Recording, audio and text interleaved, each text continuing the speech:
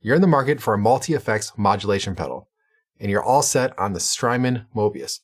But Boss comes out with the MD-200, which is $200 less. Which one do you get? I'm going to help you decide.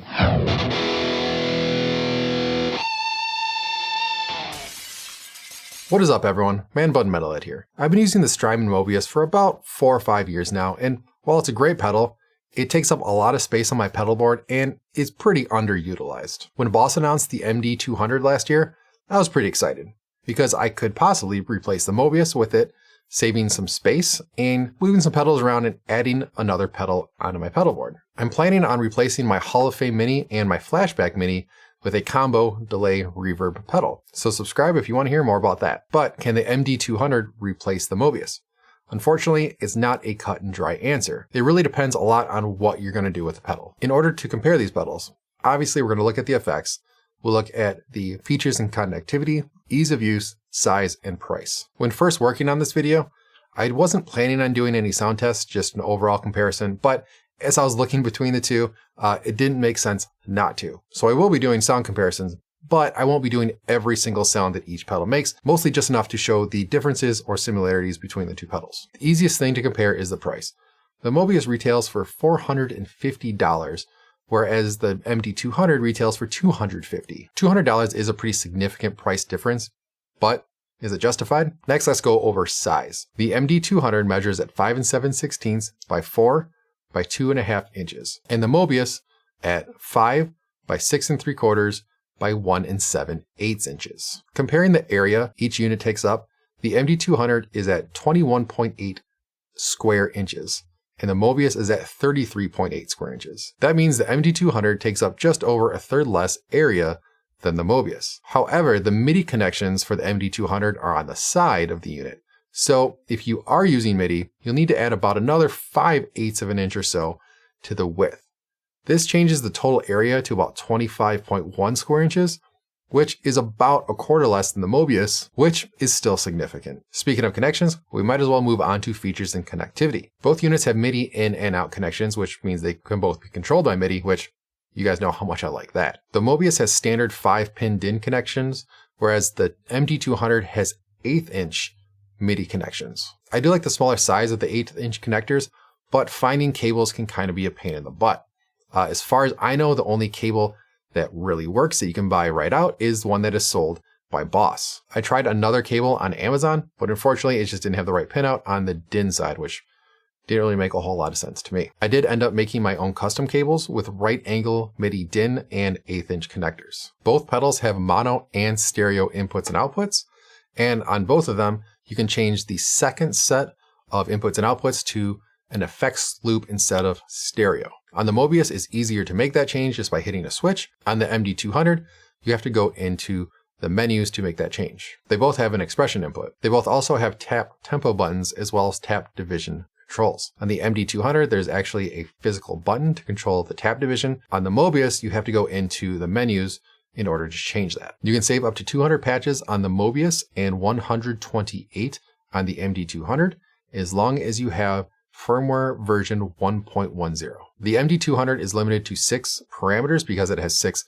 physical knobs, whereas on the Mobius, you technically have unlimited parameters because you can just go into the menu and change them. Obviously, all the parameters aren't unlimited, but on some effects, there are definitely more controllability on the Mobius compared to the MD-200. But for the most part, 6 parameters is probably more than enough. Both pedals have LCD displays. On the MD-200, you have a 3-character display with the standard 7 line per character, and that makes it pretty hard to read sometimes and really understand what it's trying to say.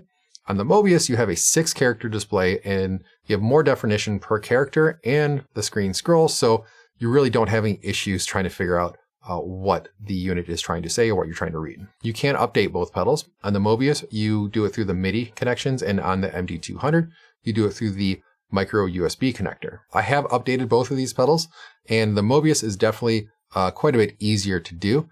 I actually thought I almost bricked the MD-200 at one point. The Mobius updates through their Nixie software, which you can actually use to control your pedal and back up your presets as well. Next, let's look at the effects each pedal has to offer. Each has 12 selectable effects and we'll compare them as we go. For the testing, I'm going to be using my custom Warmoth with the Regal body, also known as Homewrecker. I'll be running this from my Mesa JP2C, which I'll be using the cab clone output.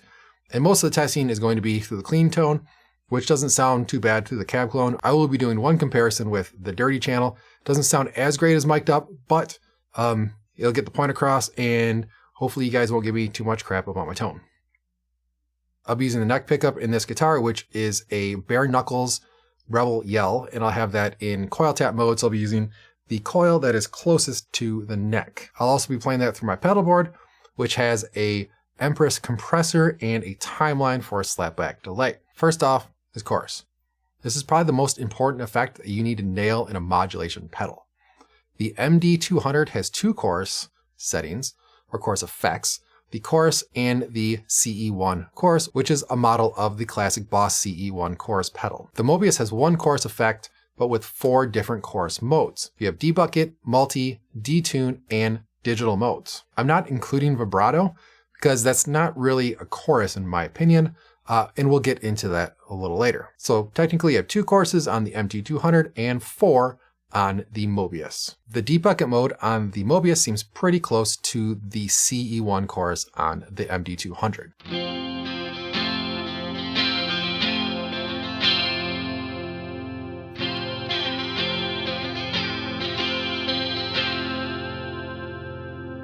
The digital chorus on the Mobius probably sounds closest to the chorus on the MD-200, but it's not exactly the same.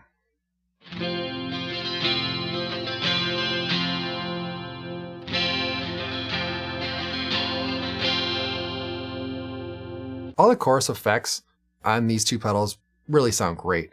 And honestly, in all the years that I've had the Mobius, I've only ever used the debucket mode. Having the extra 3 modes on there might be nice, but you might not ever use them. For the flanger effect, the MD-200 only has 1 flanger setting. The Mobius has a flanger setting, but it has 4 different modes. You have silver, gray, black, and 0. Technically there's 2 others, but they're just opposite polarity for black and 0. The flanger on the MD-200 is probably closest to the gray mode on the Mobius.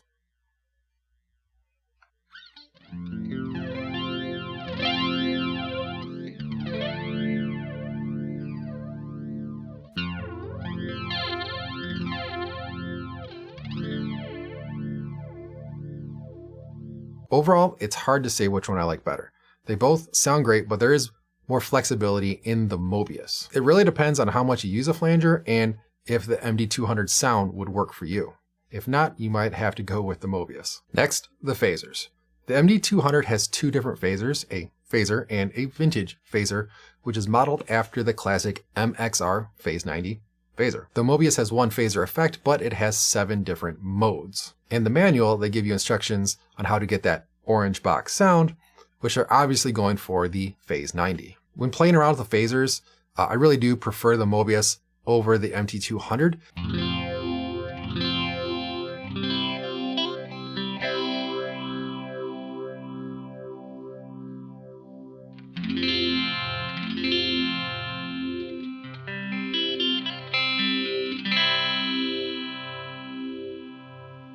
Now let's see how the vintage phasers sound compared to an actual MXR Phase 90. The Phase 90 comes compliments of the other guitarist on my band, this guy.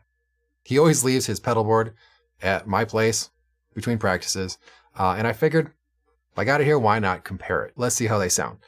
Now, no one give me crap, because I just learned how to play this riff, normally played by my other guitarist, and he uses the Phase 90 for this riff, and I have not touched the pedal at all. It's at about 9 o'clock. I tried to mimic the Mobius and the MD-200 to kind of match the sound.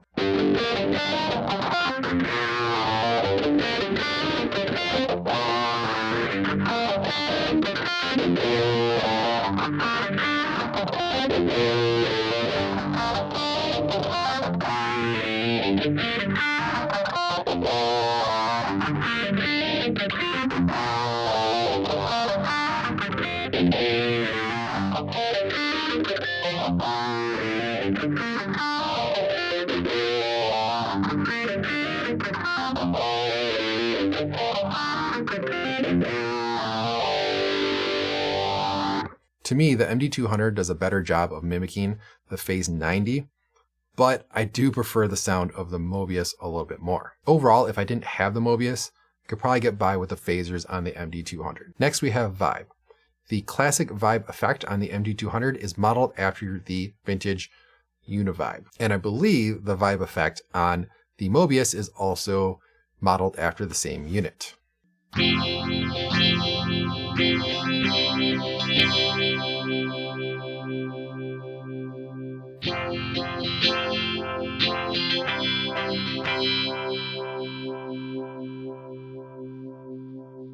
Like the phaser, the Mobius just sounds a little more clear to me than the MD-200. Moving on to vibrato, the MD-200 has its own vibrato effect as well as the vibrato setting in the CE1 chorus. The Mobius only has a vibrato mode in the chorus effect.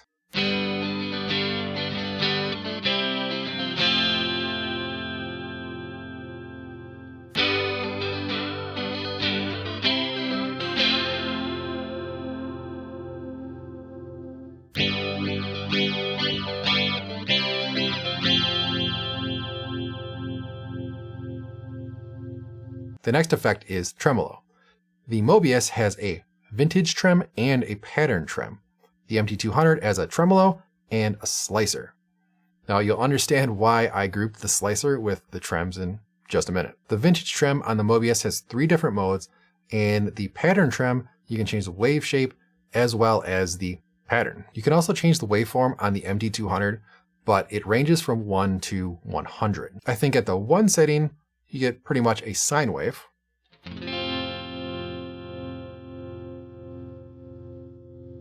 And if you turn it all the way up to 100, you get more of a square wave.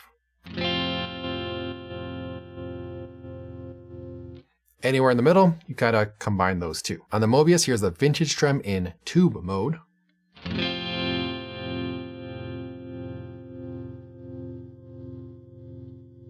And the pattern trem in sine wave form.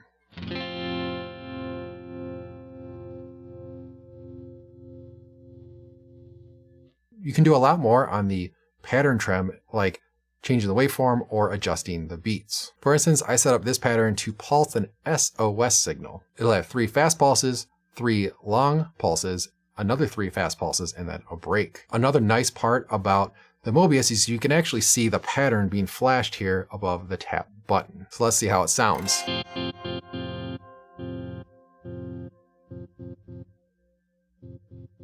The slicer mode on the MD-200 is very close to the tremolo pulse effect. Using the duty mode on the MD-200, you can go anywhere from a square wave to a very short pulse to more of a rectangle. You can also adjust the pattern of the effect. There are 30 P pulses, which I believe are just standard pulsing patterns. You have your standard on-off, to a long, loud pulse with a shorter, quieter pulse afterwards.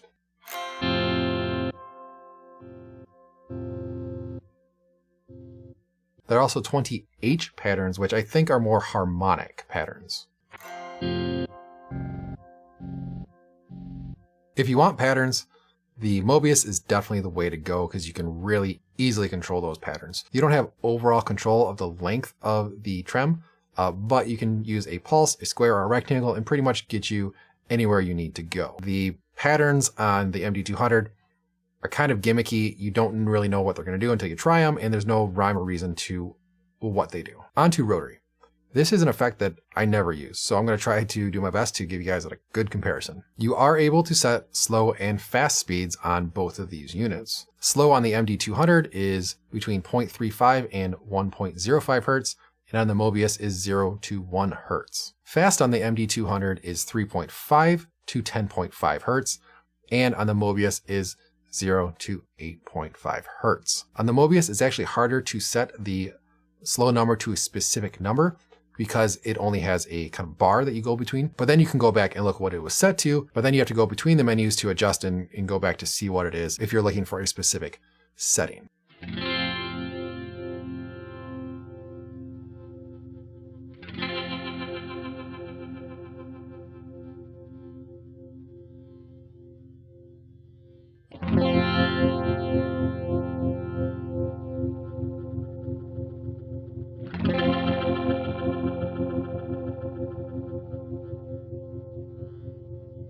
So you may have noticed there switching between the slow and fast settings on both of these pedals. The Mobius is actually way easier. You can set it up so you just hit that tap button and it goes between the two.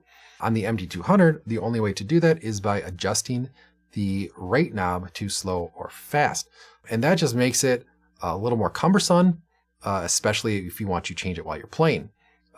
The one way you could do it is using MIDI to control it, but it is nicer to have that functionality on the Mobius. As far as sounds go, the Mobius is a little more pleasing to me, although it's a little heavier in the low end. The biggest issue for me on the MD-200 is the depth control, which controls the preamp distortion. At 0, there is no distortion.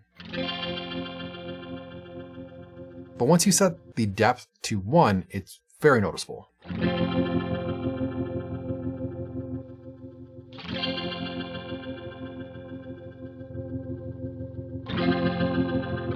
So obviously you can see that noticeable step in distortion. It's not so bad when you play single notes, but you really notice it when you play chords. And good luck going past 30 because the distortion is really just unbearable. I don't understand why they didn't make 30 be 100 or somewhere around there and then have a more gradual jump in between those. And especially going from 0 to 1, I just don't like that jump. I wish it was a little more gradual. You can really blend those no preamp and preamp distortion in there. On the Mobius, the pre-drive control is much more pleasant.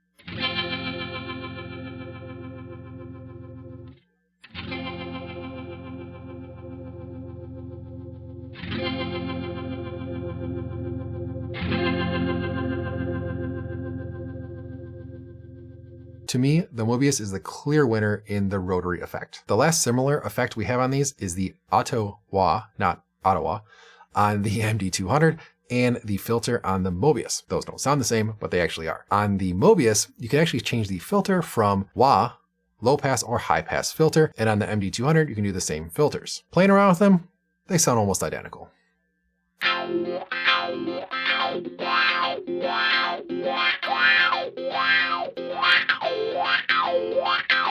They mostly have the same controls. On the Mobius, you can change the wave shape, the dry level, and the spread, which goes between the left and right outputs. Now onto effects that they don't have in common. The MD-200 only really has one, and that is the overtone. This adds overtones and undertones to the signal and adds some pretty cool effects. This is one I came up with, and I think it makes Sanitarium sound pretty cool.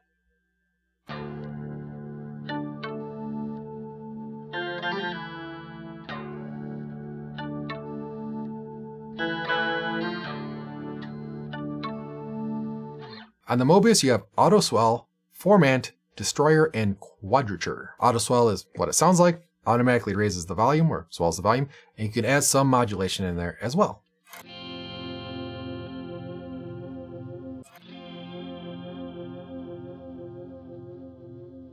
The Formant effect cycles between vowel sounds.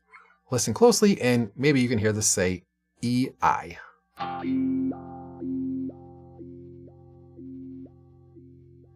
Only goes between two effects, so I couldn't get the O out there at all. Destroyer pretty much takes the signal and, you guess it, destroys it. It turns it to digital, kind of screws it up, and then outputs it. So this is what it sounds like. And finally, Quadrature, which is just another way to turn your signal into garbage. If I could, I would get rid of those extra 4 effects on the Mobius and just take that overtone from the MD-200. We all know, no matter how good a pedal sounds, if it's a pain in the ass to use, it might not be worth the hassle. So let's see how these two pedals stack up. First of all, because the Mobius has the larger, more defined screen, it is much easier to read and understand what settings you're getting into as you edit your patches. And for the most part, you can make these changes or edit the patches without going to the manual. Such is not the case for the MD-200. If I want to know what this parameter is, I hold down the rate knob and turn the knob in question.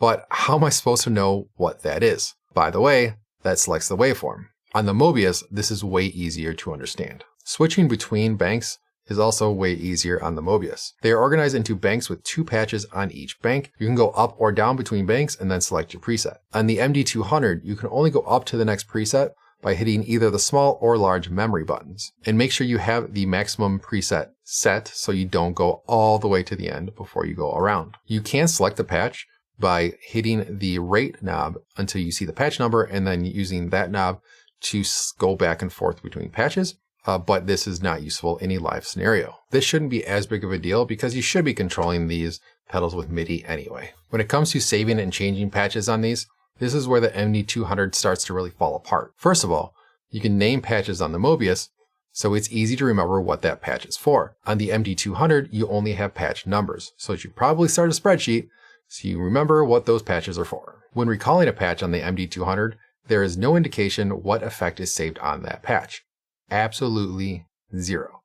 On the Mobius, it's really obvious. The only way I can figure out what the effect is by holding down the rate knob and then turning one of the parameter knobs. This will tell you what the knob does, but like we saw before, it might not always be obvious. If you don't remember what parameters are set for each of the 12 effects, or you can't read it, you better have the manual on hand so you can cross-reference the parameter to the effect. The flanger and phaser have the same 3 parameters, so hopefully you can figure that one out by ear. For the most part, this probably isn't a huge deal, but it really bugs me. The one thing that probably bums me out the most about the MD-200 is that there is no way to know where your effects or parameters are set at when you recall a patch, other than the rate. If you want to make a minor adjustment, first you have to figure out where that parameter was by ear, and then make that adjustment. When you turn the knob in question on the Mobius, when the patch LED is orange, that means you're not at the current saved setting, and once it turns green, you know you're there. Literally takes a second or two. Well, that's it, ladies and gentlemen. Hopefully this is enough information to help you decide between the Mobius and the MD-200. Myself, I was really hoping the MD-200 would keep up with the Mobius. Unfortunately, it doesn't in all areas. But at this point, I'm still not sure if I'll be replacing the Mobius or not. If you're looking to purchase one of these and size or money is not a consideration, absolutely go with the Mobius. Hands down the better pedal. But if you only need a really great chorus and a pretty decent flanger and phaser, definitely go with the MD-200. It should get you where you need to go. If this video helped you out, please give me a like down there below. It really helps me out a lot. And if you want to hear more about what I'm working on, like gear reviews, comparisons, tips, tricks, techniques, that kind of stuff, feel free to subscribe and hit that bell icon so you're notified whenever I have a new video come out. But hey, till next time, rock on.